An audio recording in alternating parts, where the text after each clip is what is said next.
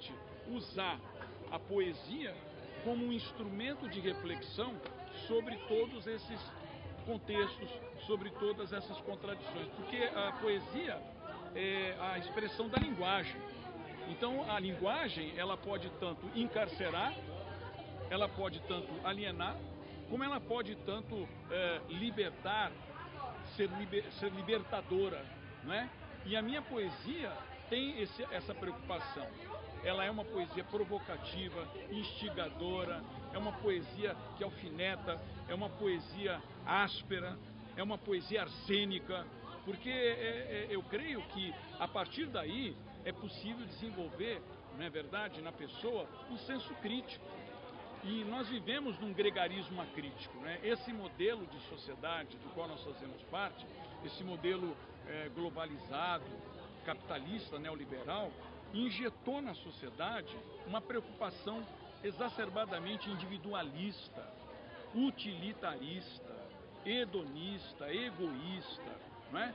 E isso está nos conduzindo, né, a um colapso de todas as ordens, de ordem política, de ordem social, de ordem econômica, né, de ordem existencial, de ordem religiosa. Então, a partir daí, eu procuro justamente demonstrar que é possível fazer esses alinhavos, que é possível fazer essas conexões, essas interfaces, né?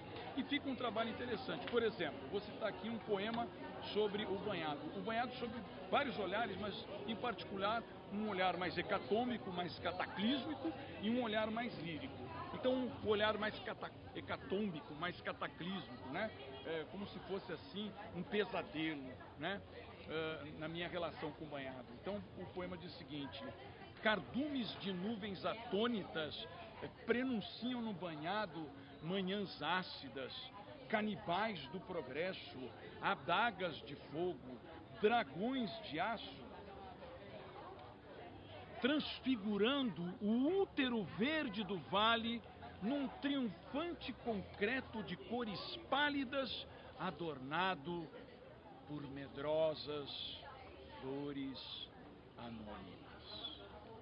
Essa é a leitura hecatômbica, cataclísmica, destrutiva do banhado, né? O banhado sendo tomado pelas máquinas, o verde do banhado sendo triturado pelas engrenagens dessa modernidade líquida, para alguns também hipermoderna, né?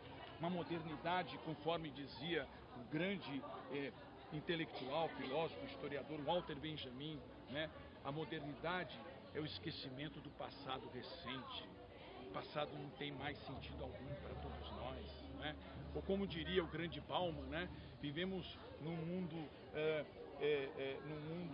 líquido, né? De momentos instantâneos, num mundo volátil de momentos instantâneos, né?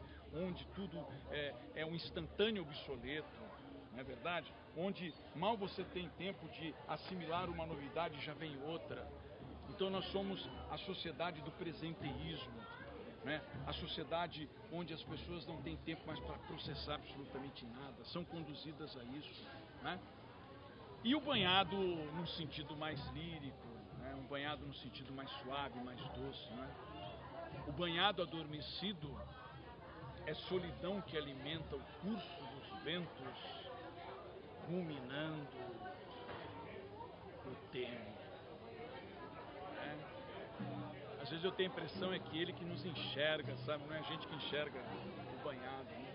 Mas enfim, então a minha preocupação é essa, né? É incentivar, estimular a reflexão sobre essas contradições, né?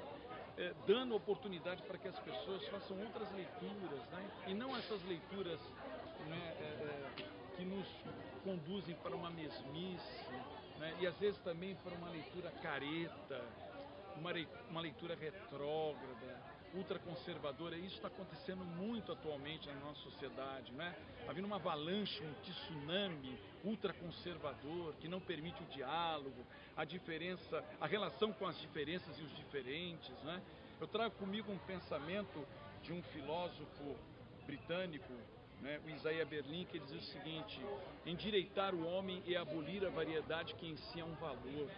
A variedade é um valor humano, né? Então nós precisamos ter mais tolerância, mais generosidade com o outro, estabelecer relações de diálogo, né? Para que as ideias se completem, ou mesmo para que haja o confronto de ideias, por que não? Porque através do confronto, do embate de ideias, a gente tem, né, sínteses, não só uma, mas várias sínteses, né? As teses, as antíteses e as sínteses, né? Que nós sejamos mais plurais, mais dinâmicos, mais versáteis, né? Para que nós saiamos dessa caixinha fechada, né? Que nos enquadra, que nos conduz, né, a uma leitura extremamente limitada, né? Então a gente precisa lutar contra isso. E às vezes eu percebo que a juventude se torna também vítima, na verdade, dessa massificação, dessa hegemonia da boçalidade, como eu chamo, né? A gente tem que lutar contra a hegemonia da boçalidade, né? Então, para mim, a poesia é esse ato de libertação, né? A poesia é uma forma, né, de aclarar as ideias, né? O poema, por exemplo, como eu digo sempre, né, o poema é uma forma de aproximar a poesia do homem, porque a poesia é isso que a gente está vivendo, né? Agora o poema seria a materialização dessa poesia, e aí você tem que trabalhar com a linguagem, trabalhar os efeitos visuais, os efeitos sonoros, os efeitos gráficos, né?